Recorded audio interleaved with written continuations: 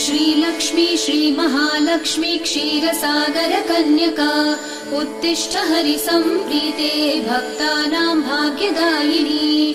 श्रीलक्ष्मी श्रीमहालक्ष्मी क्षीरसागर कन्यका उत्तिष्ठ हरिसम्प्रीते भक्तानां भाग्यदायिनी।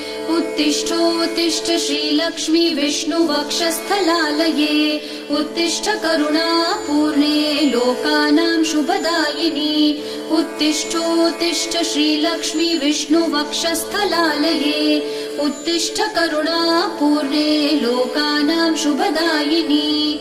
श्रीपद्ममध्यवसिते वरपद्मनेत्रे श्रीपद्महस्तचिरपूजित पद्मपादे श्रीपद्मजात जननी शुभपद्मवक्त्रे श्रीलक्ष्मी भक्तवरदे तव सुप्रभातम्।